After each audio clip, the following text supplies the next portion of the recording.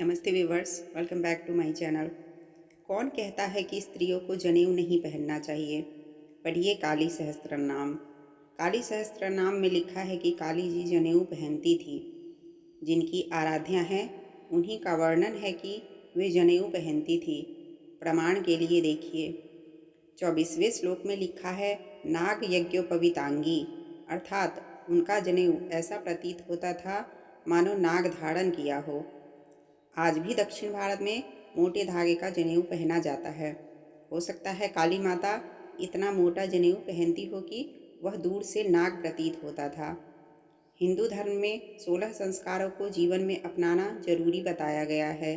इन्हीं संस्कारों में 10वां उपनयन संस्कार है, जिसे यज्ञोपवीत यानी जनेऊ संस्कार के नाम से भी जाना जाता है। जिनका उपनयन संस्कार होता है उन्हें गायत्री मंत्र की दीक्षा मिलती है। इसके बाद उसे आजीवन यज्ञोपवीत धारण करना होता है। अब सवाल ये उठता है कि महिलाओं को जनेऊ धारण करना चाहिए या नहीं, और क्या वाकई महिलाओं को जनेऊ पहनना धर्मशास्त्रों में वर्जित माना गया है। माना जाता है कि इन नियमों का पालन करना बेहद ज़रूरी होता है। इन नियमों की अनदेखी नहीं की जा सकती है और ना ही इन्हें अपने हिसाब से तोड़ा मरोड़ा जा सकता है।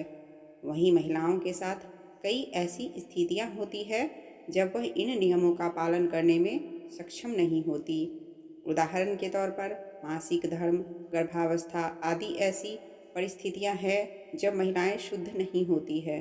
यहाँ शुद्ध का अर्थ है स्वास्थ्य खराब होने के कारण समय से ना नहाना, समय से पूजा पाठ ना कर पाना आदि।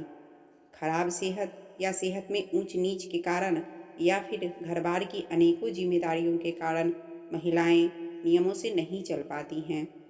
इसके अलावा जनेऊ धारण करने के बाद एक नियम यह भी होता है कि व्यक्ति जितनी बार शौच आदि के लिए जाता है उसे उतनी बार नहाना पड़ता है। ऐसी परिस्थिति में महिलाओं के लिए यह संभव नहीं। इसी कारण से महिलाओं को जनेऊ पहनने के लिए मना किया गया है। हालांकि जो महिलाएं जनेऊ के नियमों का पालन कर सकती है उनके लिए जनेऊ पहनने पर कोई मनाही नहीं है, बल्कि महिलाओं का जनेऊ पहनना उनके लिए शुभ ही माना जाता है। बता दें कि जो भी महिलाएं जनेऊ धारण करने में सक्षम होती है उन्हें जनेऊ पहनने के कई लाभ मिलते हैं। जनेऊ पहनने से महिलाओं का दिमाग शांत रहता है, तनाव दूर होता है और स्वास्थ्य में सुधार होता है। यहाँ तक कि महिलाओं को वात, पित्त और कफ की समस्या में भी आराम मिलता है। तो ये था महिलाओं के जनेऊ न पहनने के पीछे का असली कारण। महिलाओं को पुरुषों के समान बराबरी का अधिकार वैदिक काल से प्राप्त है।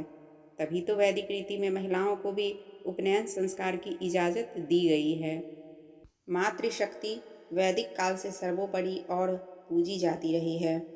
महिलाओं को केवल भोग का साधन मानने वालों ने इस वैदिक रीति को दबाना शुरू किया और पूरी तरह दबाते हुए महिलाओं के उपनयन प्रक्रिया को प्रतिबंधित कर दिया।